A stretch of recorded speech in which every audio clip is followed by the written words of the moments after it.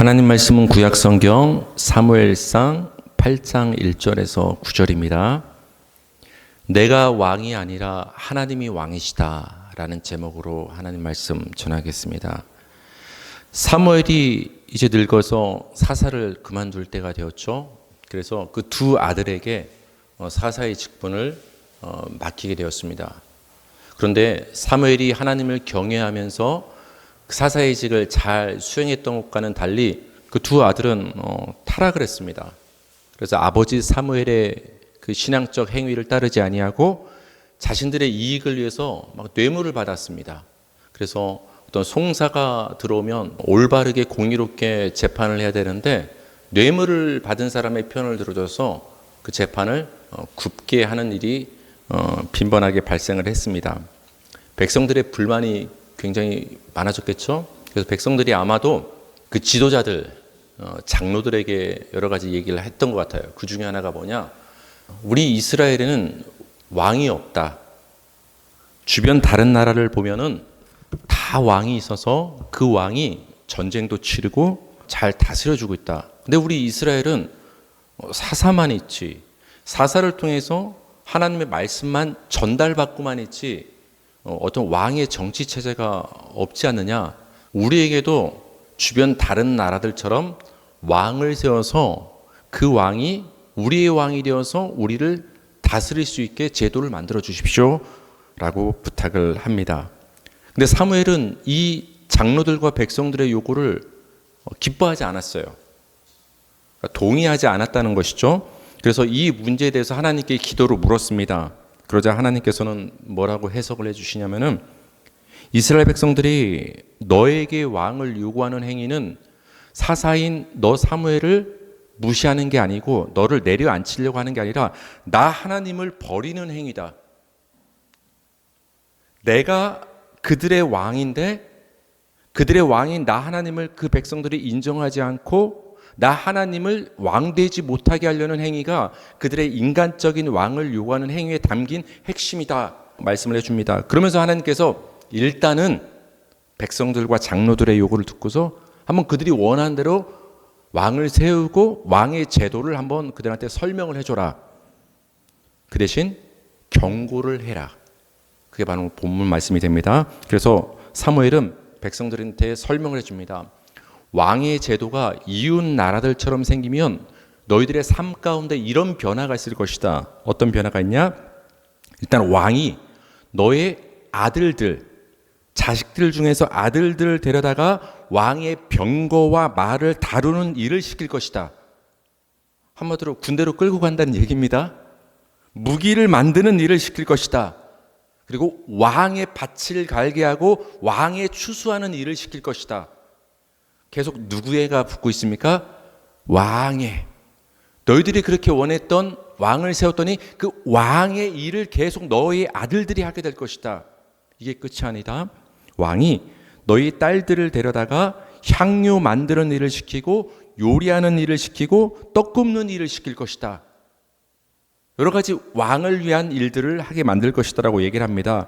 그리고 왕이 너희 포도원과 감람원, 올리브나무 농장을 말하는 거예요. 거기에서 제일 좋은 것을 왕이 가져갈 것이다. 한마디로 세금 걷겠다는 얘기입니다. 세금을 걷겠다. 그리고 그 좋은 것을 가져다가 백성들한테 나눠주는 것이 아니라 왕이 갖고 자기 옆에 있는 관리와 신하들, 즉 소수의 높은 신분들만 이것을 많이 누리게 될 것이다. 얘기를 합니다. 그리고 왕이 너희 목장의 양떼의 10분의 1을 가져갈 것이다. 결국은 너희는 왕의 종이 될 것이다. 왕의 제도가 생기면 너 주변에 있는 가족들, 백성들 가운데 삶이 이렇게 완전히 누구 중심으로 돌아가게 될 것이다? 왕 중심으로 돌아갈 것이다. 그래서 결론을 내줍니다. 뭐라고 말을 합니까? 너희는 종이 될 것이다. 한마디로 뭐예요, 여러분? 왕의 제도가 생기면 어떤 일이 벌어진다는 것입니까? 왕의 제도는 백성을 위한 제도라기보다는 결국은 왕을 위한 제도이고 그 왕 옆에 있는 측근들, 관리와 신하를 위한 어떤 그런 허점이 있다는 것을 사무엘이 경고를 해줍니다. 그래서 그 왕의 제도가 세지면 세질수록 결국은 너의 자녀들은 왕의 종이 된다. 종은 자유가 있습니까? 없습니까? 그러니까 너의 자유가 결국은 억압받게 될 것이다라고 경고를 합니다. 여러분, 사무엘의 경고를 살펴봤을 때 우리가 알 수 있는 것이 무엇입니까? 인간의 왕의 제도는 문제점이 있다라는 거예요. 문제점이 있다. 백성들의 삶을 만족시키기보다는 결국은 그 왕과 관리와 신하들에게 더 초점이 맞춰서 그들의 삶을 윤택하는 데 더 초점이 있지 일반 백성들에게 초점이 있지 않다라는 어떤 인간의 왕의 제도의 한계점을 이 사무엘의 말을 통해서 우리는 알 수가 있습니다. 그렇기 때문에 오히려 백성들은 자유가 없어진다.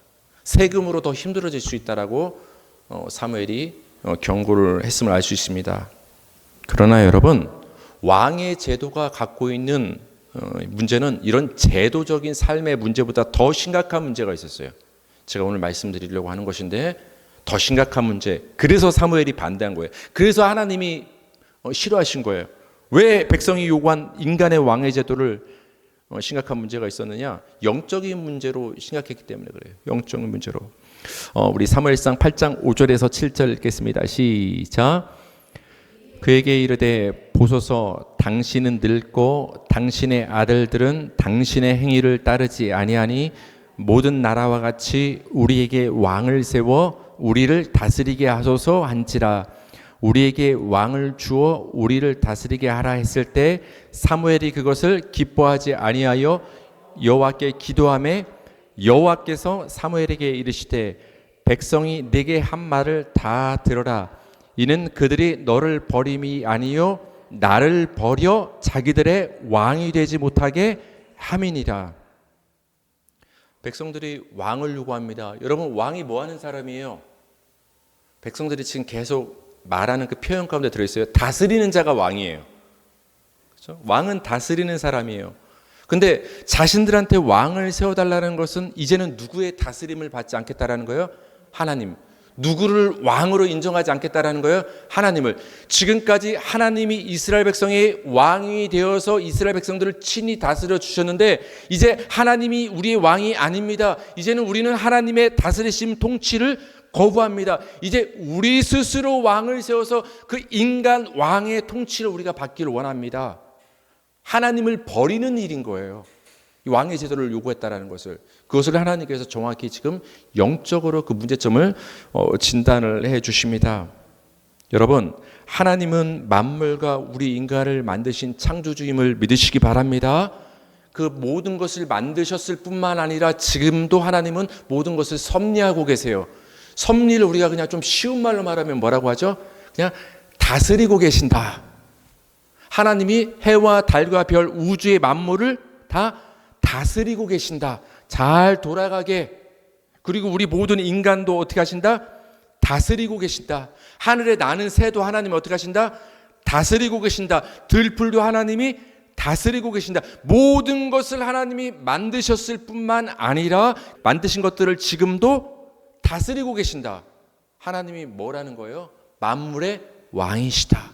우리 인간의 멋이다. 하나님이 왕이시다. 그 하나님의 창조와 섭리를 통해서 하나님만이 우리의 왕이시고 만물의 왕이심을 성경은 우리에게 말씀을 해주고 있습니다. 그래서 성경은 계속해서 하나님이 왕이라고 우리에게 선포를 해주십니다. 시편 10편 16절 시작. 여호와께서는 영원 무궁하도록 왕이시니. 하나님은 잠깐 왕이에요? 아니면 영원히 왕이세요? 하나님은 영원히 왕입니다. 천국 가서도 왕이시고 지금도 왕이시고 과거에도 왕이시고 영원히 왕 되신 분이세요. 시편 24절 10절 시작. 영광의 왕이 누구시냐? 만군의 여호와께서 곧 영광의 왕이시로다. 하나님만이 영광의 왕이십니다. 이사야 33장 22절 시작. 대저 여호와는 우리의 재판장이시요 여호와는 우리에게 율법을 세우시니요 여호와는 우리의 왕이시니 그가 우리를 구원하실 것임이라. 우리를 구원하실 왕이신 거예요. 하나님은. 아까 이스라엘 백성들이 뭘 요구했죠? 우리한테도 주변 나라들처럼 왕을 세워서 우리를 대신해서 싸우게 해주십시오. 적군들로부터 우리를 어떻게 해달라는 거예요? 구원해 주십시오. 왕이 싸워서 우리를 구원해 주십시오라고 요구를 했는데 하나님이 지금 뭐라고 말씀하십니까? 하나님이 왕이시고 하나님이 싸우셔서 우리를 구원하시는 왕이시다. 성경은 계속해서 왕이라고 말씀하십니다. 하나님이, 여호와가. 그럼 여러분, 아버지 하나님이 왕이시면 그 아들 예수님도 신분이 뭔 거예요? 왕이신 거예요. 굉장히 간단하죠? 하나님이 왕이시라면 그 아들 예수님도 왕이시다. 예수님이 이 땅에 뭘로 오셨다? 왕으로 오셨다. 그게 마태복음이 우리에게 계속 해주시는 말씀이에요. 우리 마태복음 2장 2절 시작. 유대인의 왕으로 나시니가 어디 계시냐? 우리가 동방에서 그의 별을 보고 그에게 경배하러 왔노라 하니. 예수님은 왕으로 오셨습니다. 누가복음 1장 33절. 영원히 야곱의 집을 왕으로 다스리실 것이며 그 나라가 무궁하리라. 예수님은 영원히 다스리시는 왕으로 우리에게 오신 분이십니다. 그래서 여러분, 예수님은 이 땅에 왕으로 오셨기 때문에 그 전하신 복음도 왕의 복음입니다. 정확히 말하면 왕의 나라의 복음을 전했어요. 왕으로 오셨기 때문에 왕이 다스리는 나라의 복음을 전했다. 이걸 다른 말로 하나님 나라의 복음을 전한 거예요. 그래서 예수님은 이렇게 복음을 선포하셨죠. 마가복음 1장 14, 15절 시작. 요한이 잡힌 후 예수께서 갈릴리에 오셔서 하나님의 복음을 전파하여 이르시되 때가 찼고 하나님 나라가 가까이 왔으니 회개하고 복음을 믿으라 하시더라. 15절이 그 복음의 핵심이라는 거예요. 때가 찼고 뭐가 가까이 왔다? 하나님 나라가. 여러분, 하나님 나라를 우리가 성경에서 한자어로 두 글자로 뭐라고 하죠? 천국. 맞아요. 다른 말로 하나님 나라, 하늘나라, 하늘나라, 하나님 나라. 여러분, 여기서 하나님의 나라로 번역된 원래 쓰였던, 하나님이 원래 성경에 성령을 통해서 쓰셨던 그 단어는 하나님의 통치예요. 우리가 나라 하면 대한민국, 일본, 미국, 중국, 뭐 이런 어떤 제도적인 땅, 지역, 어떤 이런 걸 나라를 떠올리잖아요. 근데 하나님의 나라 할 때 그 나라는 통치란 말이에요. 다스림이에요. 하나님의 나라는 하나님의 통치, 하나님의 다스림. 그러니까 하나님 나라가 가까이 왔다는 뭐예요? 하나님의 뭐가 가까이 왔다? 하나님의 통치가 가까이 왔다. 하나님의 다스리심이 가까이 왔으니 회개하고 믿으라, 이런 말이 되는 거예요. 그래서 여러분, 하나님 나라가 가까이 왔으니 회개하라, 이 말은 너희 인간들이 지금까지 스스로 왕이 되어 살지 않았느냐? 누구처럼? 오늘 본문에 나오는 이스라엘 백성처럼 인간적인 왕을 세워서 너희들 스스로 하나님을 인정하지 않고 너희가 스스로 통치하며 살아왔지 않느냐? 하나님의 통치를, 하나님의 왕되심을 거부하지 않았느냐? 아까 사무엘이 뭐라고 경고했습니까? 저들이 왕의 제도를 요구하는 것은 누구를 왕으로 인정하지 않는 것이다. 나 하나님을 버리고 나의 다스림 통치를 받아들이지 않는 것이다. 우리 모든 인간은 여러분 그렇게 살고 있어요.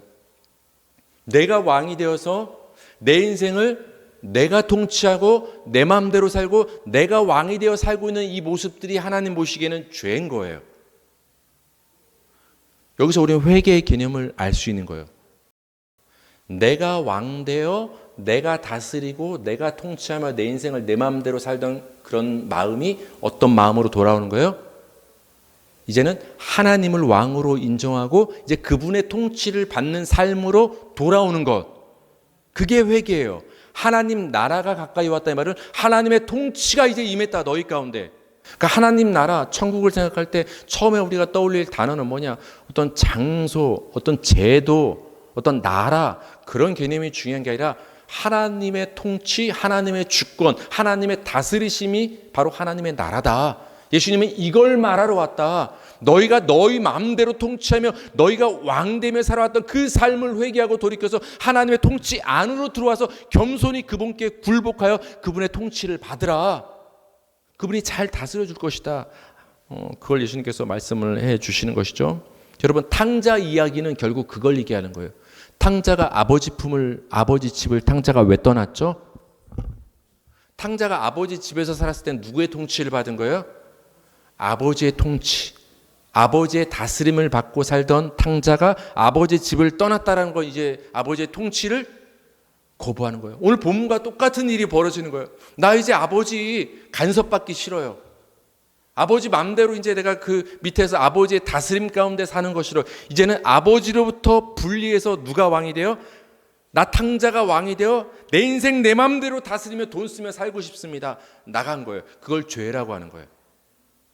그랬던 탕자가 나중에 몇 대 얻어맞고 어떻게 됩니까? 정신 번쩍 들어서 집으로 돌아오죠. 집으로 돌아오고 아버지께 돌아온 건 뭘로 돌아온 거예요?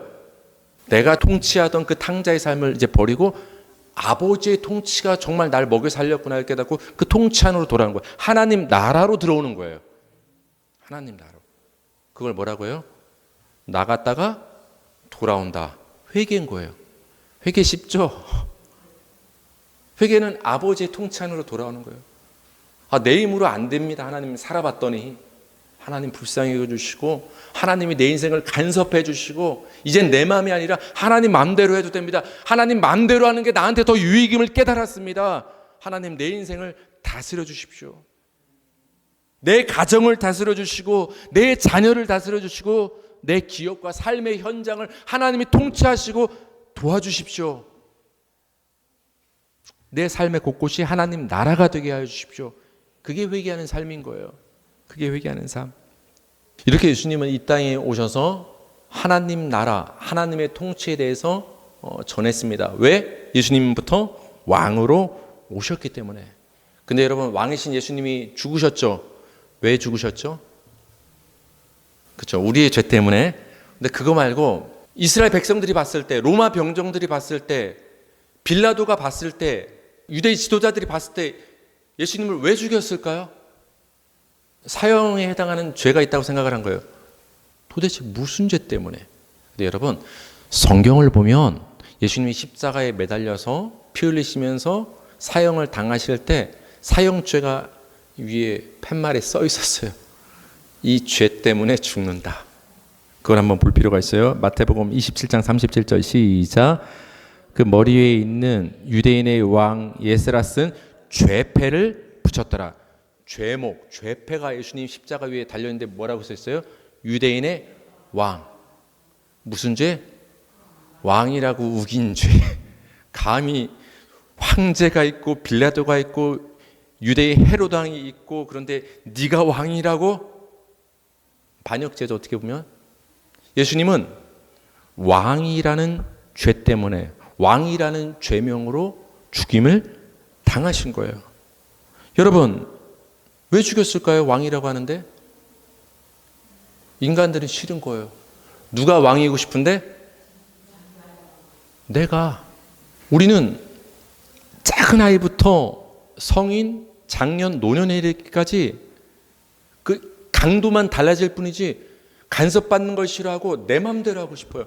내가 왕이 되어서 내가 결정하고 내가 원하는 방향으로 내 인생을 내가 살길 원해요. 한마디로 모든 인간은 내가 왕이길 원해요. 왕이길. 사무엘에게 왕을 요구했던 것처럼 그런 인간들에게 와서 너희는 왕이 아니야. 너희의 권리, 너희의 결정권을 다 내려놔. 결정은 너희가 하는 게 아니라 나 하나님이 하고 나 예수가 하는 거야. 내가 다스려 줄게. 그 인간이 받아들일 수 있겠어요? 싫다 이거예요. 인간의 죄된 본성에서 예수가 왕이심을 받아들일 수가 없는 거예요. 그래서 어떻게 한 거예요? 죽인 거예요. 그래서 죽인 거예요. 여러분, 이걸 한번 역설적으로 생각해 보세요.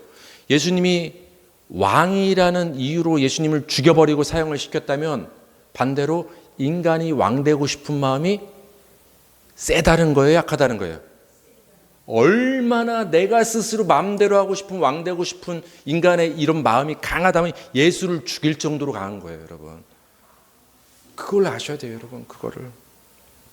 우리 성도는 이 땅에서 이미 천국의 삶을 살아야 한다고 또 살고 있다고 말을 많이 해오고 들어본 적 있죠? 여러분, 한 주간 천국의 하나님 나라의 삶을 사셨습니까? 이거 분명히 이거 신앙적인 말이니까 이 목사님의 질문에 아멘이라고는 해야 되는데 근데 현실적으로 인간적으로 솔직히 생각해서 이거 천국 같지는 않았는데라는 생각이 솔직히 든 적 없어요. 전 들었거든요. 돌이켜 보면 그렇지 않은 경우가 너무 많거든요. 천국 가면 눈물이 있어요, 없어요? 다시는 애통하는 것이나 눈물이 없습니다, 천국은 여러분. 근데 우리 한 주간 눈물을 흘렸잖아요, 우리. 슬프고 애통하고 안타까운 일이 있었잖아요. 천국 가면 아프고 장애가 없습니다. 근데 우리 가까운 가족들이 아프고 마음 아플 때 있잖아요. 천국에 죄가 있습니까? 천국은 죄가 지고는 갈 수 없어. 죄 가지고 못 갑니다. 죄 문제가 해결됐으니까 가는 거예요. 예수의 피로. 근데 여러분, 우리의 천국 같은 하나님 나라의 삶을 살았다고 하는 우리의 한 주간의 이 삶을 돌이켜보면 우리가 연약하고 넘어지고 겉으로든 마음으로든 우리가 나쁜 마음도 먹고 죄를 유혹에 빠질 때도 있지 않습니까? 과연 이런 우리의 연약한 삶의 모습을, 현실을 봤을 때 이게 과연 천국이었을까? 심하면 때로는 우리 좀 그런 마음도 들지 않아요? 정말 삶이 때로는 지옥 같다.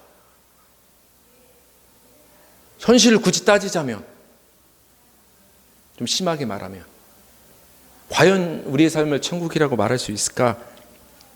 라는 현실적인 질문이 드는 것이 사실입니다. 그럼에도 불구하고 우리 성도는 이 땅에서 천국의 삶, 하나님 나라의 삶을 살아야 됩니다. 이 말을 할 수 있어야 되고 우리는 그 삶을 살아야 돼요. 왜 그럴까요? 제가 지금 말씀드린 앞 내용과 지금 이 권고는 앞뒤가 맞지 않아요. 현실은 이런데 우리가 어떻게 하나님 나라의 삶을 현실에서 한 주간 살아갈 수가 있다는 거죠? 하나님 나라가 뭔지를 알면 돼요. 하나님 나라를 우리는 어떻게만 이해해 온 거예요, 그동안? 아무런 문제가 없는 게 하나님 나라고, 아무런 고통이 없는 게 하나님 나라고, 그렇죠? 모든 일이 무조건 슬슬 잘 풀리는 게 하나님 나라고, 그렇게 하나님 나라를 우리는 오해했어요. 하나님의 나라는 뭐라고 했죠? 하나님 나라는 하나님의 통치. 그럼 우리가 한 주간 하나님의 나라의 삶을 살았다, 이 말은 뭐예요? 뭐를 받는 삶을 살았다? 하나님의 통치를 받는 삶을 살았다. 누구를 왕을 인정하는 삶을 살았다? 하나님을. 내가 왕이 아니라 하나님이 왕이십니다. 하나님, 내 인생을 한 주간을 다스려 주십시오. 하나님이 가라고 하면 가고 멈추라고 하면 멈추겠습니다. 내 마음대로 비록 하지 못하지만 하나님 마음대로 통치를 받는 게 결국은 나한테 선하고 유익인 줄 믿습니다. 그 하나님의 통치를 받는 게 곧 믿음의 삶인 거예요. 하나님께 내 삶을 맡기는 거, 하나님의 통치 가운데 내 삶을 통째로 내 자식과 가정과 일터를 맡겨버리는 것, 그게 어떤 삶을 사는 거예요? 천국의 삶, 하나님 나라의 삶이에요. 그러니까 하나님 나라를 똑바로 이해를 하면 한 주간도 하나님 나라의 삶을 우리는 살 수가 있는 거예요. 아무런 문제가 없는 게 하나님 나라가 아닌 거예요, 여러분. 이 현실 속에서는. 그래서 예수님은 마가복음 6장 33절에서 뭐라고 말씀하셨죠? 너희는 먼저 그의 나라와 그의 의를 구하라. 그의 나라를 구하라. 여기서 나라가 뭐예요? 통치를 구하라요. 이 앞에서 여러분, 예수님이 어떤 얘기 하셨습니까? 이방인처럼 무엇을 먹을까? 무엇을 마실까? 무엇을 입을까? 염려하지 말라. 들의 백합화를 봐라. 공중의 새를 봐라. 하나님이 입히시고 하나님이 먹이신다. 하나님이 통치하신다. 하나님이 다스리신다. 왕이신 하나님이 다 책임지신다. 근데 너희는 왜 하나님을 왕으로 인정 못하고 네가 왕이 되려고 살기 때문에 현실 속에서 왜 이렇게 전전긍긍하고 염려하느냐? 그러니까 뭘 먹을지, 뭘 마실지, 내 자식 대학 어떻게 될지, 직장이 어떻게 될지, 뭐 어떻게 될지, 그거 현실을 고민하는 것보다 더 중요한 것은 먼저 하나님의 통치를 구하라. 하나님 나라를 구하라고 예수님께서 말씀하십니다. 하나님, 내 남편을 다스려 주십시오. 하나님, 내 아내를 다스려 주십시오. 하나님, 내 자녀들을 다스려 주십시오. 하나님, 내 부모님들을 다스려 주십시오. 하나님, 내 가정과 일터를 다스려 주십시오. 하나님, 이 나라를 다스려 주십시오. 그렇게 기도하는 거예요. 그렇게 기도하는 거. 현실과 삶의 모든 작고 큰 모든 곳에서 하나님이 우리의 영원한 왕 되심을 인정하는 거, 내가 왕이 아니라 하나님이 왕이십니다. 한 주간도 그 하나님의 왕권을 인정하고 그 하나님의 통치를 받아서 복된 삶을 사는 우리 성도들 되기를 주님의 이름으로 축복합니다.